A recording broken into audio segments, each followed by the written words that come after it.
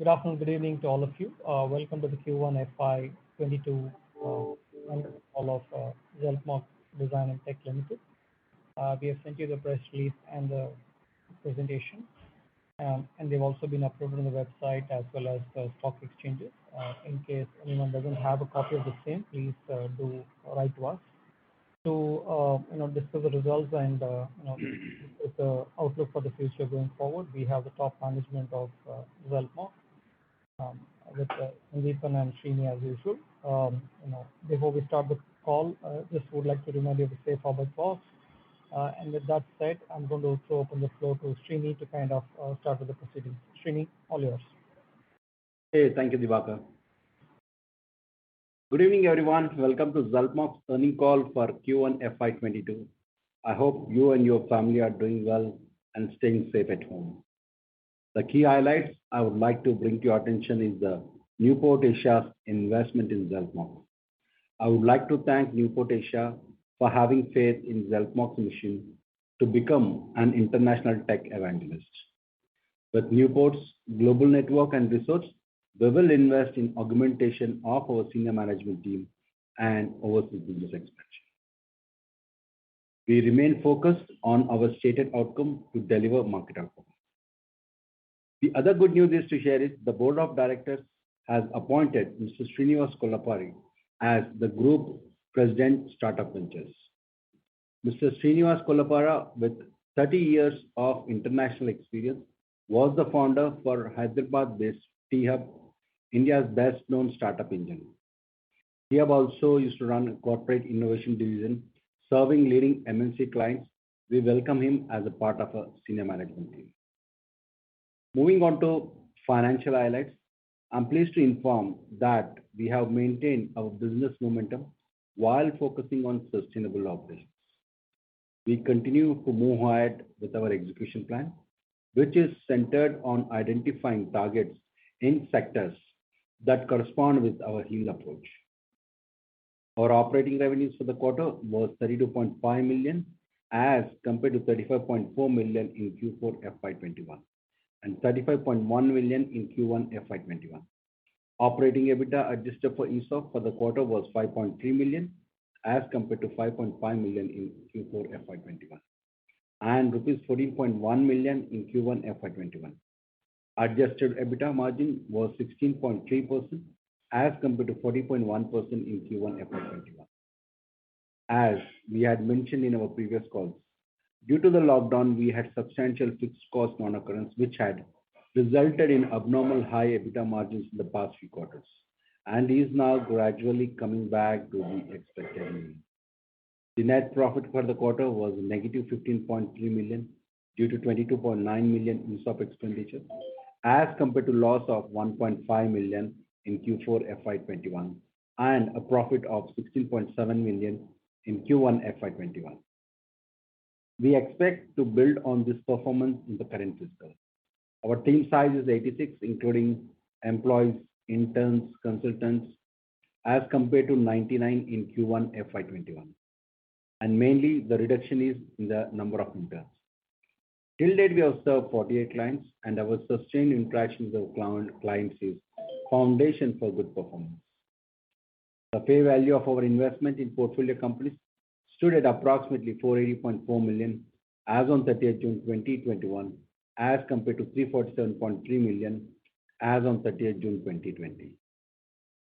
Our portfolio companies did well by embracing new opportunities. Vivo experienced a mild slowdown in April and May 2021 on account of the second wave. However, in June, witnessed a near complete recovery to March 21 levels, with the exception of Kerala and Northwest, which continue to be impacted. July and August have seen some good consumer demand, manufacturing business, and the normalization of the metal and mineral industry across India. The strong rebound and Fortiga's focus on the growth trajectory is expected to move it closer to a break-even by mid-FY 2022. The other portfolio company, MIHUB has released the next generation of its interaction analytic products, VIA. This issued to more user-friendly dashboard, sleek design, and more robust technology at the back end, This will enable automation of quality control and auditing of 100% customer service interaction. Currently, it is rolled out in around 6,000 vehicles per month for the Tata Nexon and Altroza models.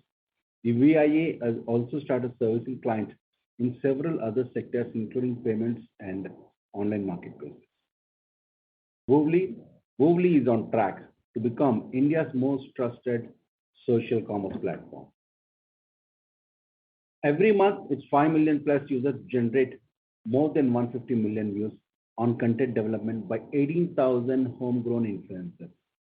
Woovly currently has more than 110 brands and 7,000 SKUs active on its platform, leading to an ARR of $1.5 million. Its revenue is increasing at the rate of 34% on month-on-month basis. 70% of its users hail from Tier 1 and Tier 2 cities, come to Woovly to explore like brands, maybe goods, or associated user reviews. Its buyers reside in over 4,250 postal codes across India and spend on an average of $10 per order. Woovly had a pre-series closure recently and is currently focusing on launching an online video commerce option. Among the other portfolio companies, the Star in Me, a global career advancement platform for women professionals, has garnered 7,000 plus members from 69 countries till date. These users are availing coaches from 90 plus leading experts in across 10 countries. It has also tied up with 20 MNC clients in IT, pharma, BFSI, and consumer sectors as the facilitator for their employee learning. It has won startup awards from HYSEA, SCSE, and SHIPO in association with US Department of State and Kerala Startup Mission. It has booked a revenue of 60 lakhs till date and is focused on onboarding 40 B2B clients and 20,000 B2C members. TSM has recently raised funds from ISB and the Department of Science and Technologies and from one of the US-based universities. The board has also approved acquisition of 64% in Singapore-based GoFX Platforms Technologies. GoFX is into development of e-commerce application in the health sector and will enable global market approach, reach, and growth for Zelpmoc. I would like to share that we had our first exit in August 2021 in Ideal Insurance Brokers. The cost of acquisition was 2.35 lakhs, and we have sold our stake for 50 lakhs, resulting in a profit of 47.65 lakhs. Now, let me come to the outlook for the remaining fiscal year of 2022. We see a promising growth in our portfolio companies, given that they are concentrating on hitherto unaddressed areas of the economy. We expect our key investments, including Fortigo Networks Logistics, Mihuk, Woovly, to expand and enter the next generation of growth. We continue to maintain our cautiously optimistic outlook given the current challenging times, limiting the opportunity to onboard clients. With this, now I request Diwakar to open the floor for question and answers. Thank you, Srini, for those opening remarks. We'll now open it up for the Q&A. I just have a small request for people that have logged in and your names. Please have a proper name up there if I have to call you up for questions. Should there be a need for you to ask questions, because some of them I don't even see a name, so I won't be able to call them out. So the first question comes from the line of Kishan Tosniwal. Kishan, I've unmuted your line. You can go ahead. Kishan, you need to unmute yourself and then speak.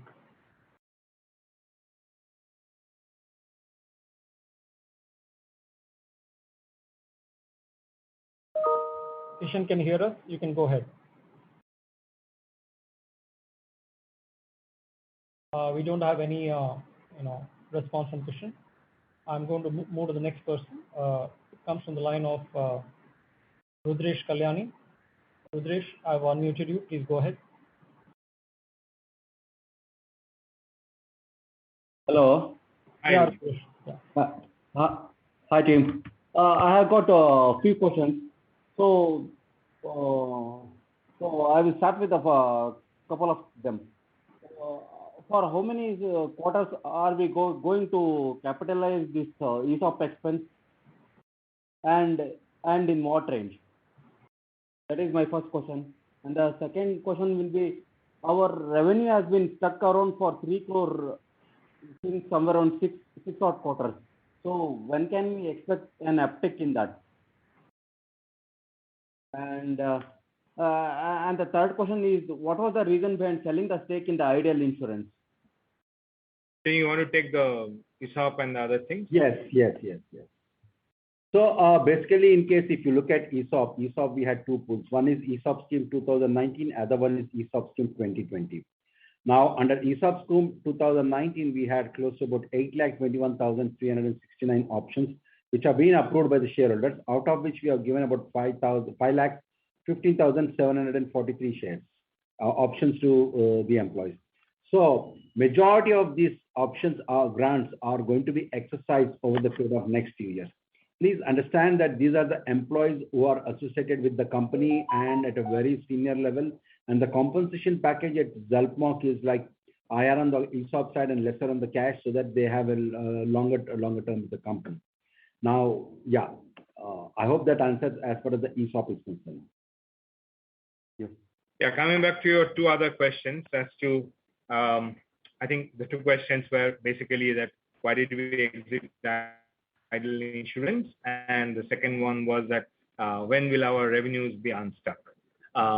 So the first part of it, Ideal Insurance, we have not been playing an active role for quite some time, and the pathway they are taking, while it has a lot of promise and all, we do feel that there is something more that we can do in the insurance sector in a different dimension.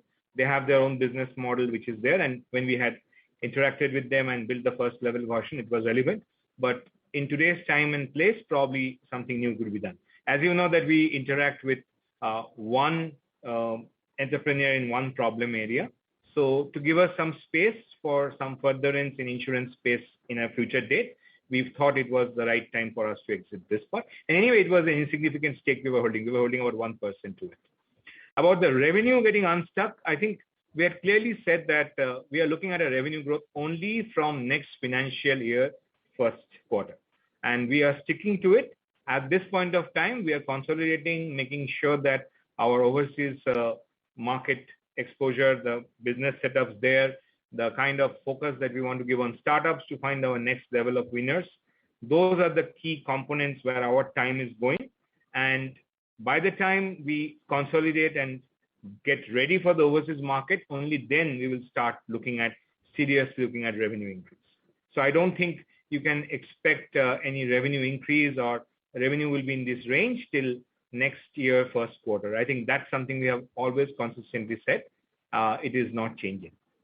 Okay, thank you. I will come back in the queue for the later question. So thanks, Rudresh. We'll try Kishan again. Kishan, I've unmuted you.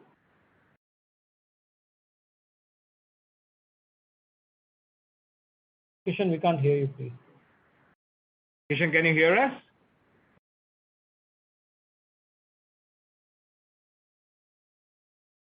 We'll take the next question to the line of Jagdish.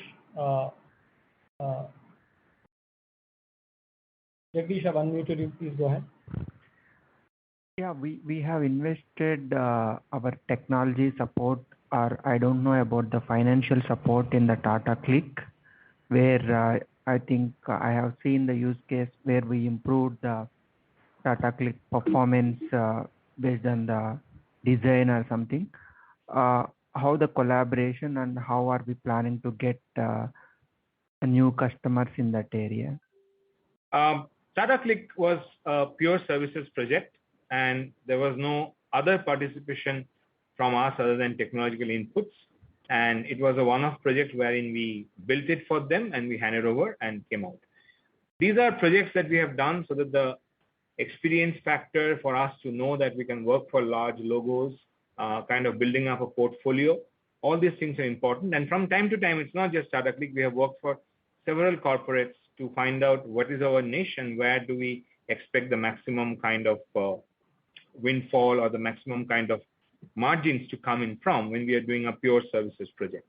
And as you know that I have said in the last few con calls that we do feel strongly that it is better to put our services focus for marketing and sales in the overseas market than in the Indian market, because margins arguably are much, much more lucrative. And if we are doing it for margins, then might as well do it for the highest margin. That said, as and when challenging assignments come up from good logos, which sort of help us establish ourselves as a serious player or a player with serious reputation or skill, we would participate in it. And it's not just Tata Click. We have worked, I think it's disclosed, we have worked for Britannia also, we have worked for some Mark Twain names, and we are in the process of working with some more, which we cannot disclose immediately. But that's where the services part will rest. But you will see a sea change once we go overseas.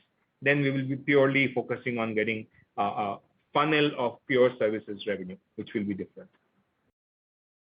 Thank you very much, sir. Thank you, James. Anyone else that has a question may press the raise hand button.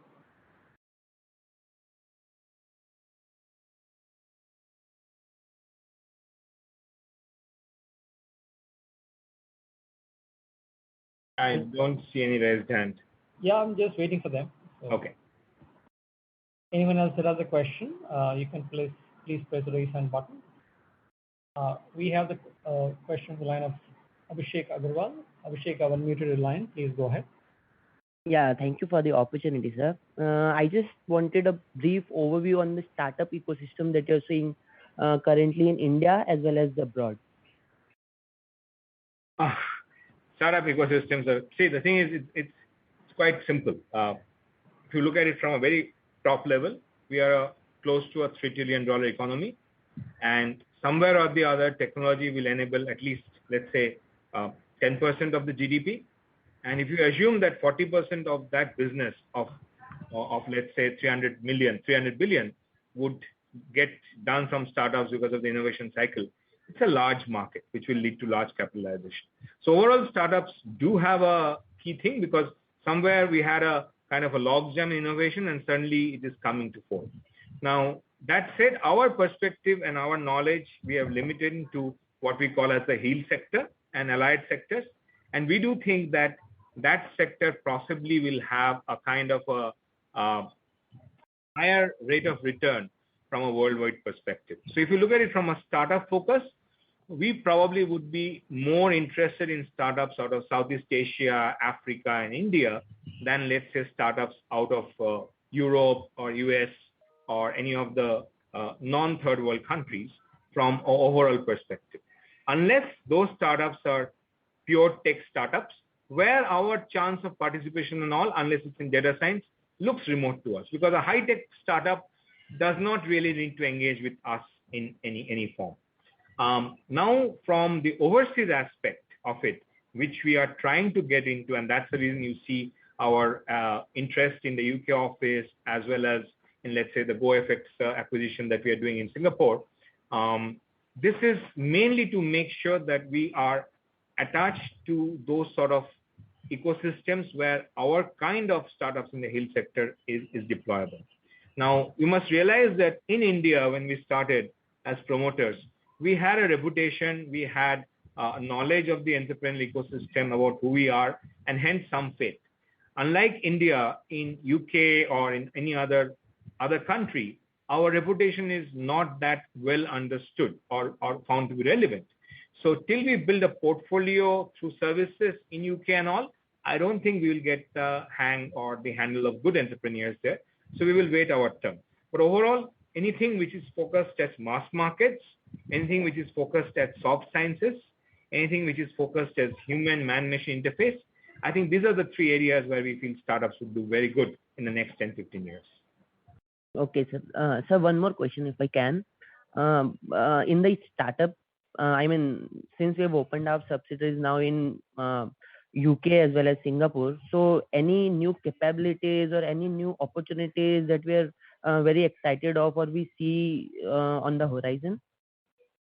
See, the thing is, the Singapore ecosystem is much more focused on, let's say, the African markets or Latin American markets, or even in some parts of, things like health or education, where there's a focus on the whole ecosystem, a lot of government support. So we do think that it'll open up doors for us. And the key aspect is always people. We think that our partner in there are set of people who actually are pretty reputed, and that will again hopefully help us to open up doors in those ecosystems. Okay, sir. Thank you so much. All the best. Thank you. I think there are some questions in the chat window. I'll just go with it, Sandeepan. It's easier for you. So since Kishan has been trying, a bit and he couldn't go through, so I'm just going to ask this question first. Sure. Last year we were making profits, but again we have started losses. Is it because only of ESOP booking or anything else? That's the first question. Srini, you want to go with that? Yeah. So basically, yes, as you rightly pointed out, it is purely on account of ESOP booking. Else, in case if you look at it, the top line was about 3.25 crores and overall total income was about 3.5 crores. Adjusted EBITDA was about 53 lakhs of profit. Okay. Compared to Q4 previous year, it's about 55 lakhs. And in fact, the EBITDA margins, adjusted EBITDA margins have improved when you compare Q4 versus Q1. In Q4, it was 15.4%. In Q1, it is 16.3%. In case if I can exclude the ESOP. I hope that answers this question. Fantastic. The next one is on we have done a. I would like to add a little bit more. Apart from this, we also have invested a huge amount of time and effort in identifying startups, which hopefully you will get to know in the next quarter or two. So there's a lot of work that happens before it comes to the fore. And, even prospecting and finding winners, interacting with the things, it's a very heavy process on our end. And we have been heavily interacting with a lot of startups. Hopefully you will see some of those tractions visible in the next 2 quarters. So that's also a huge part of effort. We have not taken that manpower and tried to get more services project to buffer up or lift up the revenue level. So that's also a strategic call we have taken. Yeah. The second one from Kishan reads, we have done a private placement to Newport. Is there any specific reason or we wanted to raise funds at a good price? What is the rationale behind the private placement with Newport? I think that's So we wanted to make sure that we are able to do our strategic execution of management augmentation plus the overseas expansion in a sensible way with no other impedance coming in the way. And for that, the funds were important. I think we have grown at a rate slightly faster than what we had calculated. And we think that right now, the entrepreneurs, or as you call in the stock market term, the promoters, could be the biggest bottleneck that was going to happen if we could not expand on our philosophy at the right time. We thought that the timing was becoming hot and it was a time for us to harvest our opportunities coming our way, because I think our model has clicked and the faster we expand onto it is there. So getting intelligent people, smarter people than us onto the management, getting better people than us to augment us for the next level was paramount. And for that, we wanted to make sure that we have the right kind of reserves and the kind of funding that we need, irrespective of whatever else happens onto that. But we didn't want to put pressure onto liquidating our assets just to make sure that we are able to fund it to keep our strategic vision alive. That's the first thing. That's the main reason for raising the funding. Thanks, Sandeepan, for that. I would prefer if people can raise their hand rather than putting it in the chat board. Makes it easier for everyone. The next question comes from the line of Gaurav Joshi. Gaurav, I've unmuted you. Please go ahead. Thanks, Sandeep, and nice to interact here. So just in terms of the capital allocation, in terms of the new money which you have raised, and also in terms of the sectoral allocation, how much do you think will be going for the service line, and how much do you foresee going for the startups and investing in the startups? And also in terms of the startups, which sector, is there any sectoral allocation which you're making, whether how much is for tech, how much is for ed tech, which all sectors you are more inclined to, and what is your average maturity holding period in this startups? So I will try to answer this. First of all, we have not raised this fund to fund any startups. That part of the model has not changed, and I don't think we're going to change it in the short term, at least for a year or so more. The fund has been raised to augment management, to increase and get a better team, and to make sure that we are able to bootstrap and start our overseas operations. The overseas operations, as you rightly said, are geared towards getting more services business, but they need a gestation period and a kind of a sedimentation time. If you connect the things we are saying, we have said that we hope to get some traction in the services, and the service revenues will grow from next financial year first quarter. This is the build up to that, for which we need to make sure that we're augmenting it properly. And generally, to make sure our business grows and probably grows at a more sensible level, to answer some of those questions. When do we exit? What's the right time to exit? What's the best new startup? I think we need to augment the management bandwidth, which we will be doing aggressively, and some part of the fund is for that part. The funds are not going to be deployed for, unless there are always exceptions, but the purpose of raising the fund is not to deploy it into a particular sector or for any startups. So, Thank you. That's it, Gaurav. Can I move on? I'll go in the queue, thanks. Yeah, sure. The next question is from the line of Sandeep Das. Sandeep, go ahead. Hi, everyone. Am I audible? Yes, go ahead. So one of the questions was already asked regarding the Newport Asia. So another question would be like, in the current revenue, what is the breakup of the revenues coming from the product and revenues coming from the services? Srini?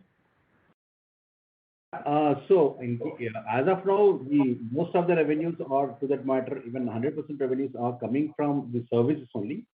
Products, what we do is we inbuilt into it. Like, these are the components which are being developed before shipping up the final product. So those are being used to render the services. Okay.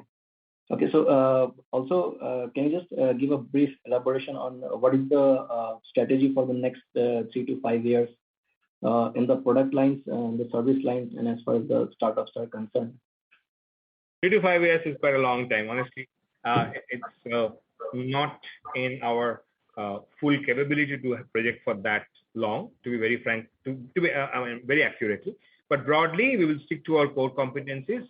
The products that will come out will essentially be around leveraging our expertise in data science, statistics, mathematics, and our understanding of design and parts. In a 3 to 5 year time frame, we do, as you can see, the one pattern, I don't know if you people have noticed, is our equity or stakes in the startups are growing significantly from our first few parts, right? And mostly we are getting into a higher level of equity participation in the startups because we are playing a longer and bigger role. In probably 3 to 5 years, you will see Zelp having some startups where we may hold above 75% of. Notionally, that means that we are kind of like the majority, and there are no other big participants, and those are going to be our bread. That's the kind of product venture mix that we think will be where Zelp will be 3 to 5 years from now. Hope that answers your question. Got it. Thank you, Sandeep. I'll take the next question from the line of Swapnajit Ray. Swapnajit, go ahead. Yeah, thank you. Thank you for answering all these questions. So my question is that currently, like, we have like Fotico, Mihu, Uvi, so those are doing fairly well.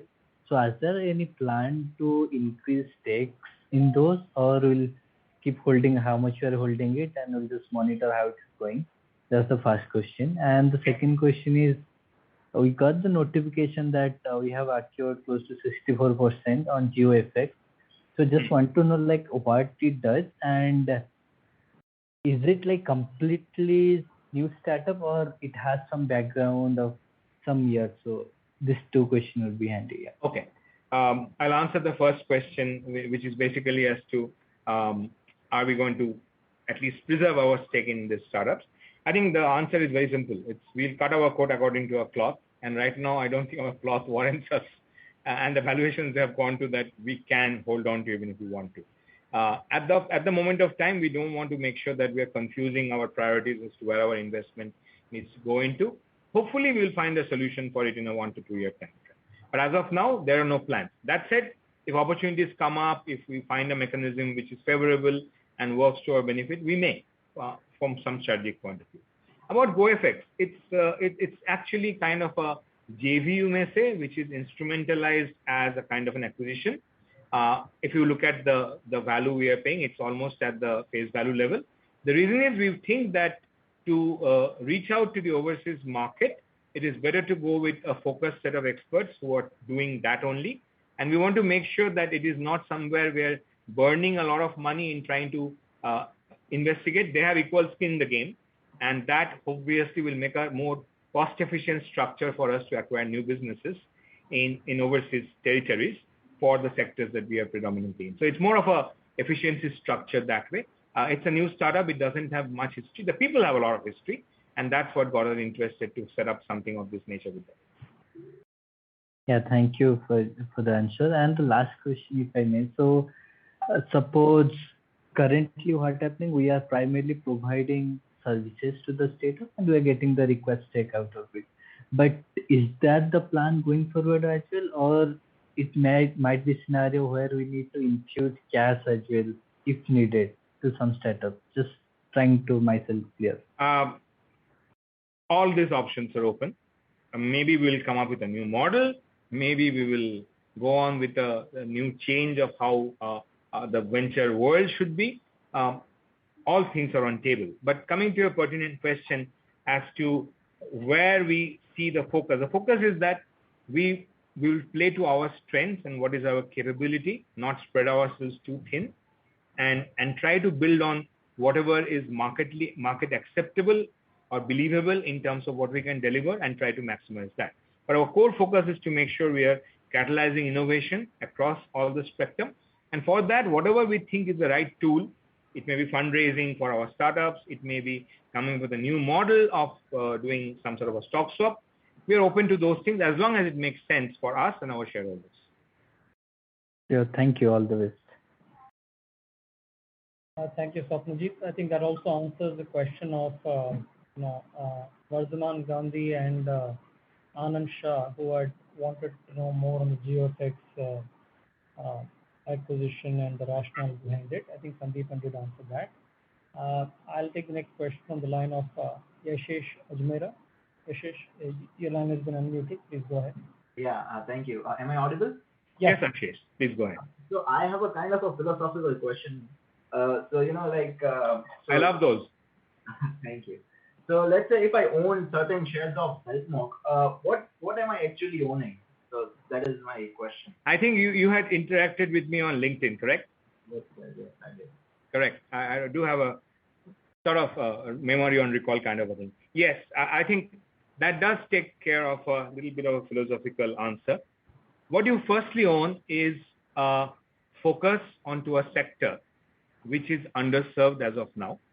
And what you own is a kind of ownership into solutions which are focused for the next 500 million Indians, hopefully translating to the next 5 billion world citizens. That is one thing that you are surely owning. What you essentially own is something akin to, I would not say a standard mutual fund, but more of a leveraged mutual fund, where the instrument that you're investing in, which is Zeltmorg, is trying to get a delivery assurance and success ratio higher by making sure access to technology for these sectors, which are usually starved of technology, is given at par with world standards. I think that's the concept and you're owning. And if we do it properly, then the spoils of the war from those sectors, the wealth from the bottom of the pyramid, is what we stand to capitalize. Does that answer your question? Yeah, absolutely. Thank you, sir. Thanks a lot. Thank you, Yashish. I'll take the next question on the line of Vidul Sikka. Vidul, I've unmuted you. Please go ahead. Hello, am I audible? Yes, Vidul. Please go ahead. It's an honor to be talking to you, Sandeep sir. Okay, so here's my question. In the last con call, there were 4 different views which were put around how Zeltmorg plans to play the EdTech sector. One being through the formal education, and one being through competitive exams. So I just wanted to understand what are the updates there. Are we still sticking to the view and what's happening in the? There were a few companies which Zeltmorg had acquired. What's happening on that end as well? So I'll just refresh the segments again, and I think broadly we had talked of 3 segments. One is what we call the need to learn, which is the formal education sector. Then there's a need to succeed sector, which is the competitive exams and such like. And then there is a need to know sector, for which we had also told about the acquisition and a kind of a process we are doing through a subsidiary called Signal. We are working very hard on all these aspects. And incidentally, for Need to Succeed, you have seen a strategic stake we have taken in a company called GEPL, which works on something called Sarkari Pariksha, helping people prepare for government exams and all. And this was, I think, done 2 quarters back, if I'm not mistaken, or maybe a quarter back. So we are on track on those parts. But again, these are slightly things we have started last year, probably 4 to 7 months there. So you will hear some news on our starting, hopefully in the next 2-3 months, on the need to know front, and some maturity levels and some performance factors coming in, probably in another 5-6 months for the education sector and the Need to Succeed sector. That answers my question. Thank you. Thank you so much. Thank you, Vizul. I'll take the next question from the line of Dhanil Desai. Dhanil, go ahead. Hi, are you able to hear me? Yes, please. Yeah. Hi, guys. So I'm new to the business model and company, so pardon my ignorance if I ask some stupid questions. First question, Mr. Sandeepan, is that in this tech for equity segment, typical ticket size that we have been deploying is less than 1 CR. So is this the norm, or do you think that was more of a limitation from where we started and it has a potential to go up? I couldn't hear your question fully properly. There was some sort of a static coming, but I think I got the gist of it. So first of all, we are not tech for equity exactly. We are tech for cost plus equity. That's the first thing that I want to correct, which means that we are not making money unless the company does well. So we have skin in the game, and the value we are bringing in terms of delivery assurance, execution, architecture, kind of building for the last, that is what we are booking in the equity that we take from the company. So as such, there are limitations which come because of ethical and, of course, practical issues. Like if we are working with a particular entrepreneur in a sector, it is immoral as well as strategically wrong to work with another entrepreneur in the same sector. So the standard services model of I'm experienced in making banking interfaces for hundreds of banks, and every other bank I do, my cost comes down, that doesn't apply to us. But what we gain instead is the fact that we own equity in all these companies, and hence the chance of success of any one of them, and if even 1 in 5 strikes it big, we are more or less compensated for from that perspective. And no matter how well you do the other model, you will probably get 50%, 60% margins. Whereas here, we are talking of 5x, 6x return in terms of margins coming in. So that does sound lucrative, even with the kind of a thing that of some failure inevitable. Okay, got it. Can I ask one more question? I think you are entitled to 2 questions, so yes. Yeah, okay. So second question is, in all the investment that we have done, because of the limitation of resources, we kind of keep on getting diluted, even though the ventures scale up. So do you guys have, kind of any understanding that when the inflection point will come where we have to at least not mandatorily dilute and can hang on to our stake? Is it like, after you raise resources from the first sale of your investment, any such milestone or inflection point that you can think of? I think that is not possible to keep ours intact and be fair to the entrepreneurs, okay? We come in at the co-founder level, and remember that we are getting diluted at par with the co-founders. It will be unfair of us to sort of flex our muscles and have a favorable clause in our favor, where making the entrepreneurs suffer double. That is something I don't think we will do. Coming to whether we should want to sort of play a role in choosing the startups and deploying more money so that we don't get diluted ad infinitum, surely we want to do that, but for our top shots. And I think we are 6-year vintage, about to be 6 years, not even 6 yet. Our best startups are a model vintage of 3 to 4 years. I don't think we would we would rather deploy our resources to some other parts of it and do our full start strategy of the 30-odd problems or the 40-odd problems we identified. Make sure that we have covered them all before we start deploying our resources for other aspects and out of reach. Understood. We never know if that money we deployed, the opportunity cost of that is higher or not.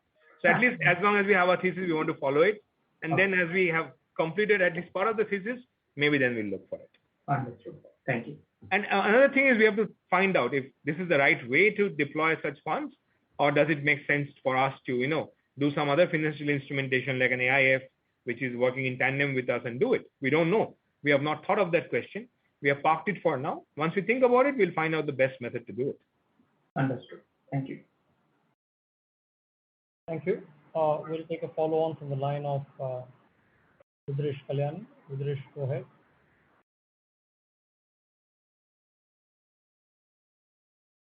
Rudresh, you need to... I think you're on mute. Okay. Yeah. Hi, Sandeep. Sorry. Yeah.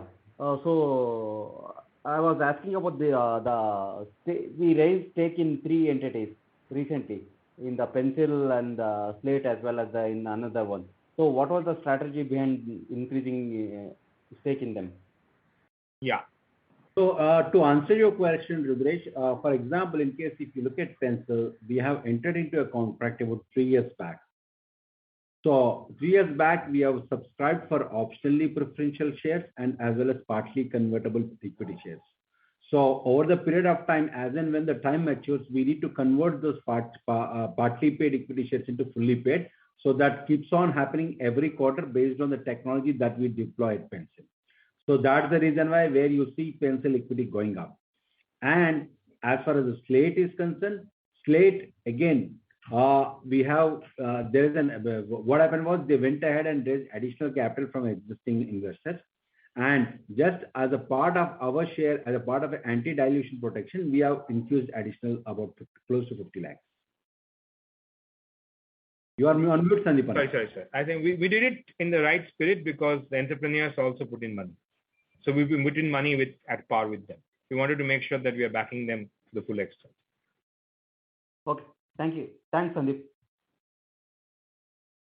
Thank you, Rudresh. We'll take another follow-on from the line of Gaurav Joshi. The host would like you to unmute your microphone. You can press *6 to unmute. Gaurav, go ahead now. Yeah. You are muted. So this is just a follow-up, from what Sandeep covered in the questions just preceding this.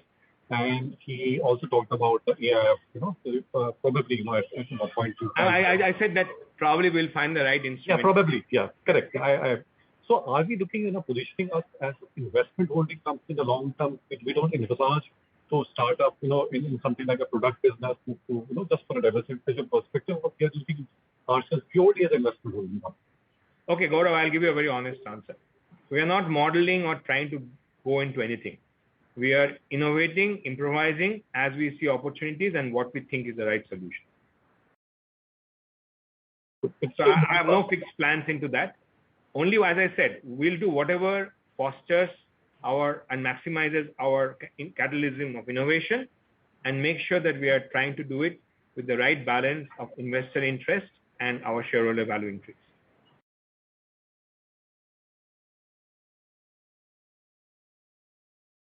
Hello? Answer?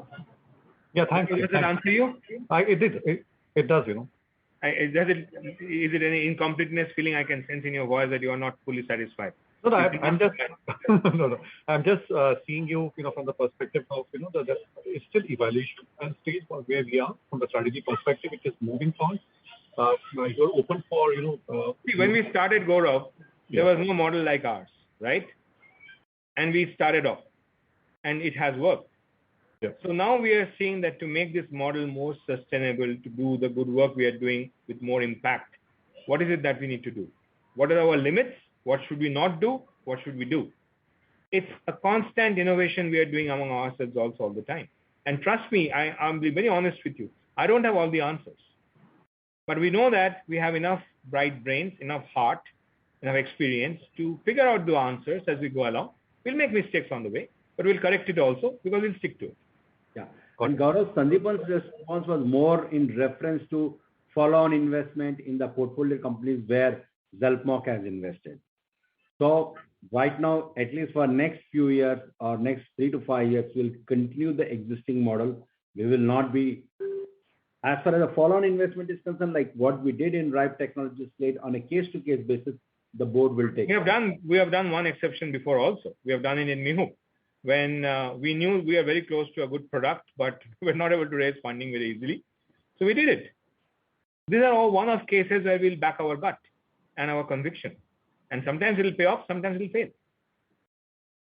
So, see, what I was looking at, the sense which I was getting, you are also like an angel network. You're also, like a FPI setting up an AF, No, we are not an angel network as of now. Yeah, so I'm just, looking at you from what exactly is your whatever works, whatever works. Exactly. So you're picking up the best things, from.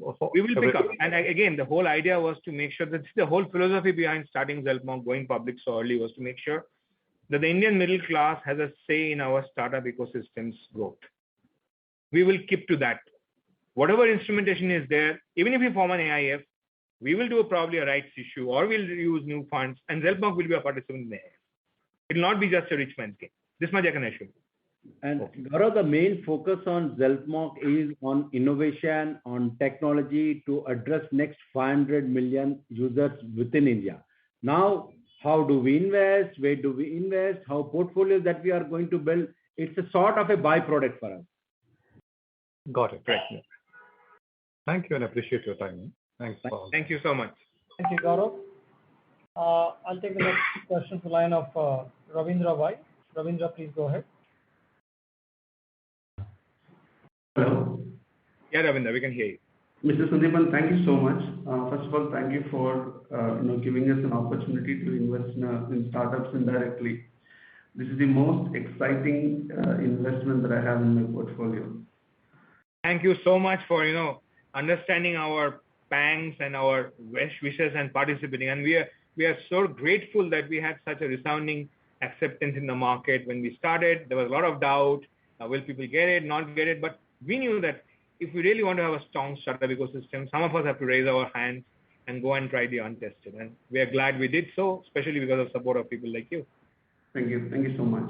Mr. Sandeepan, I would like to get an update on the pilot project that we are doing with the listed restaurant. Right. And when can we see... You're talking of the EdTech project, right? No, the listed restaurant project. Oh, trust me, that has been sort of put onto a kind of a cold storage because COVID happened. And that entire segment is more or less not looking at really doing much other than having their presence on all the marketplaces, to be very frank. Got you. Thank you. And have you registered a UK arm? We are in the process of doing it. We are timing it well. There's no point listing it and then, we can't even travel there. Right. So we are caught in a logjam, hoping for those things to clear up. I think I saw one question in the chat, which I thought was interesting, and I'll answer in short. Yes, we are planning to recruit people in Europe and UK to do it. We don't want it just as a front office for our Indian operations. We want to create a true MNC, and we will be looking at that. So, but at the same time, we want to form with those people as fundamentals to make sure that they have skin in the game. We will make some interesting structures to attract the best talent there. Great. Thank you, Mr. Sandeepan. Thank you, sir. Thank you, Ravindra. Much appreciated. The next question is a follow-on from the line of Pavan Pagaria. Not a follow-on, first one, sorry, from Pavan. Pavan, go ahead. You need to unmute yourself, please, before you speak. Hello. Yeah, Pavan. Yeah, I have a couple of questions. Okay. The first question is, the last couple of quarters, we've been seeing this loss on account of ESOPs being issued to the employees. So how many more quarters or what is the quantum we're looking at debiting the P&L account to account for the ESOPs? I think Srini had covered it last time, but anyway, Srini, please go ahead. So you have another 7 quarters. Basically, this is for 2 years. So we have just started. Most of it started from mid of last quarter. So that is the reason why it was not reflecting full quarter ESOP expenses for previous quarter. But yes, this quarter it reflects fully. But at the same time, Pawan, you should understand that we are augmenting, we are onboarding few senior guys, like today on the opening remarks I mentioned. Pawan, this expense will be there, but we will overcome that with better revenues and better margins. So this current expenses, in case if you ask me, it will be there for next 7 quarters. The next question is, we've been able to project good results on a consolidated basis because of the incremental valuations of our investment made in startups. When can we actually see our own AI and machine learning to be able to give us good and handsome returns? I think I have answered that partly when I said that in a 3 to 5 year time frame, probably we would see that we will have our own mainstay products and ventures which will be solely owned by Zelp. But one trend that you must realize, and I was trying to point that out, is in some of the key sectors, the kind of stakes we are taking are quite significant. It's not like previously where we are a significant minority holder. I think we are now significant majority holders in many of the ventures. So it's a slow transition. You are already seeing parts of it in play, but it will come into fruition fully probably in 3 to 5 years. The last question is, we've seen a difference in the valuation between what was there in the presentation from last June to this June. But from March 21 till date, is there been a calculation done, or is it the March valuations we have included in the presentation? So to answer your query, Pawan, like as we stated in even previous analyst calls as well, what we do is, as far as the valuations are concerned, we relook at it every 6 months. That's as on 31st March and on 30th September. Now what happens is, next revision on the valuation, you will look at in the next quarter. Understood. So Pawan, just to tell it, I think I'll qualify that more. Unless there is a funding event, which we have to notify to the exchange anyway, we don't do valuations every 6 months. If there's a funding event, then we do update it. We want to make sure that every transparency is maintained and all those things. We'll not hide positive or negative. Yeah, but cash flow, discounted cash flow valuation as mandatory and as required is done once in 6 months. That's on 31st March and on 30th September. Correct. Great. Just one thing I need to thank you guys, because all the guys want to, or rather would aspire to make investments in startups. But small retailers like us would not be able to have the bandwidth nor actually have the monies to go and put the monies there. So I think by Zelpmoc, we're going to achieve those aspirations. And I think it's a great opportunity for retailers like us. I hope that, there is much more done regulatorily and all those things. The simplest thing people can do is have a MF, which is looking at startups. These are things that we need, because finally, where the funding comes from also determines what kind of solutions will be done. There is no reason why a foreign investor would believe in something very rustic, which works only in India, and he would rather bet on something which he has seen work in the country of his choice or a domicile of his choice. So as long as we need solutions which work for India, we have to wait for startups to survive, and then there'll be a lot of interested investors, or we have to change the investor base itself so that they understand the problems that are being tried to solve and believe and put money in it. I think that's the reason for doing Zelpmoc. Yeah, just to add on to this, I was listening to a seminar where Mohandas Pai was speaking, and he was saying that only the big guys from outside India are making all the money from the startups in India. Indians are not participating. It's high time Indians participated and grew within the country. Well, let's hope they make money. Firstly, remember that Zelpmoc is not going to focus for those flashy valuation-based startups.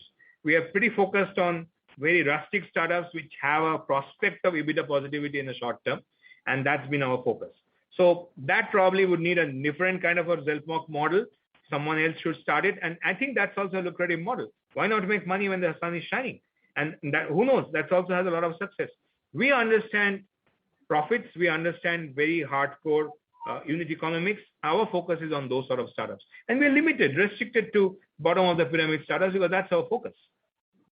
Great. Thanks, Sandeepan, for answering all my questions. Thank you so much for asking them, Pawan. Thank you, Pawan. Next question comes to the line of Sandeepan Das. Sandeepan, go ahead. Sandeep Das, yeah. Sandeepan Das. Yeah. Yeah. Hey, Hi, Chandra. yeah. Go ahead. Hi. So my question is particularly on Woobly. So can you give us a brief description about how they are doing in the tier 2-3 cities? And 30% of the value is coming from tier 2-3 cities. Now, if you assume that the per customer spend would be a fraction of the city, I think from a usage number, probably it will be more 60-40 at least. Okay. And is it on average? I'm right? 70% is from tier 1 and 30% tier 2, right? Yeah, 70% is from tier 1 and tier 2 cities, and 30% is from the rest of the cities. Yeah. And average spend is close to about $10 per an hour. Okay. And the next question is it like modeled on the company called Shein, which is the Chinese company Shein, or is it like there's a plan to go towards that model, like customer to manufacturer, that kind of a model? No idea. We are only following whatever the user patterns seem to be looking at from the data analysis, and we are doing it. But I actually will look up that company. I'm not right now knowledgeable of that particular model. I'll look it up. Oh, okay. Sure. Yeah. That's it from my side. Thanks. Thank you, Sandeep. Next question is a follow-on from the line of Dhanil Desai. Dhanil, go ahead. Again, probably slightly basic question, but so Sandeepan, this service business that we have. Sorry, can you speak a bit slowly? There is some sort of a muffling happening. Not able to hear you distinctly. Okay, is it better? Yes. Okay. So Sandeepan, I want to understand this service business that we are having from all the talk that I've listened and on the calls that I've listened. Our entire focus is on to scale up this startup, portfolio that we have.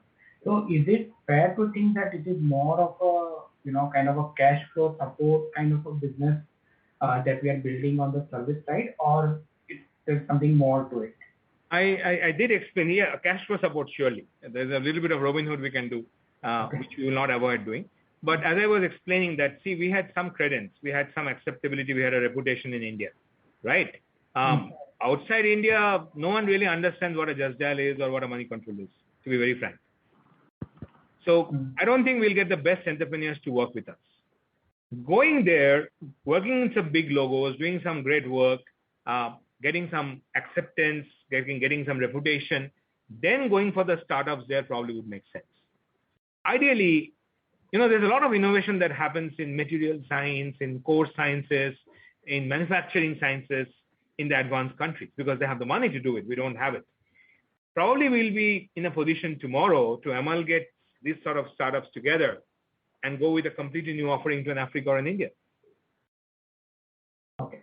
But is it fair to assume that a significant part of the resources that you will generate and you will raise will go to the startup ecosystem and not to the services?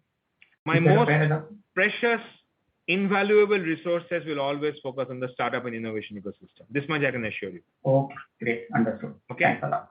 Invaluable is the keyword. Yeah. Okay. If anyone else has a question, you may press the raise hand button.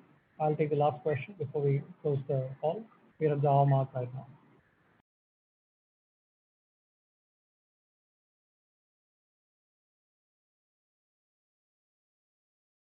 We have a follow-on from the line of Vijay Sikka. This is the last question, please.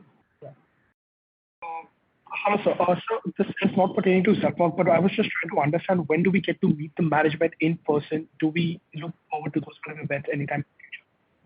Trust me, man, I am the most fed up because I'm usually someone who loves, interacting, meeting people, and this disease has been quite of a bit of a dampener.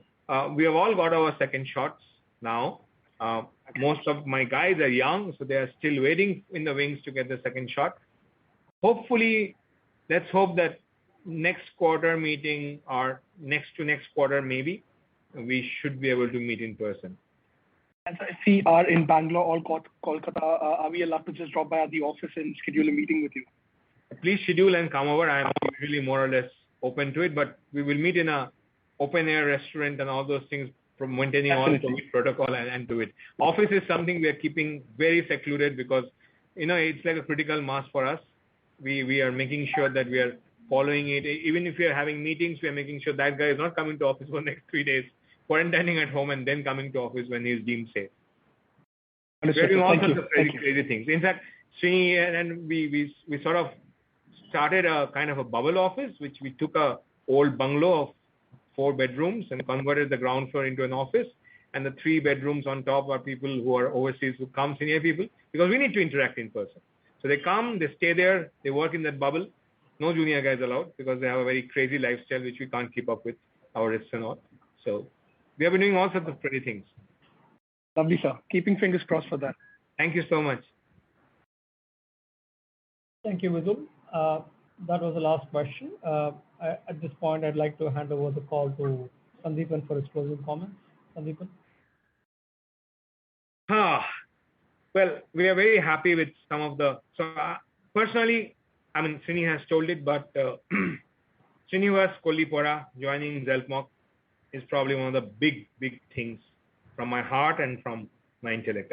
Getting someone of his caliber, experience to even get interested in us, and the kind of depth that person has, the kind of things we get to learn from him is so huge and immense. And getting him on a full-time role in a very critical joint and him willing to take that very enthusiastically, that has been one of the highlights in the last few days. And we are extremely enthusiastic and looking forward to it. Similarly, we are talking to some pretty good people. Hopefully, we will have more good news like that to share in a few things. That is very important for us right now, getting good people on board, making sure we are ready for the next leap. When you leap, you have to sit down a bit and then get the full force. Last 3 to 4 quarters have been that. Hopefully, now you will see a little bit of acceleration happening. And anyway, this stuck revenue and all is something we'll probably mitigate in the next 2 quarters. Thank you, Sandeepan. Srini, please. Yeah. This has been your quarter. You have done some amazing work. We're going to go ahead and do that part. Thank you everyone for joining us. In case you have any further queries, please do reach out. We are happy to address the same. That's from our end. Thank you. Over to Diwakar. And thanks to everyone who appreciates, and we want to be this transparent, we want to be this accessible, and we do believe, and I have said it before, it's your right to ask us questions.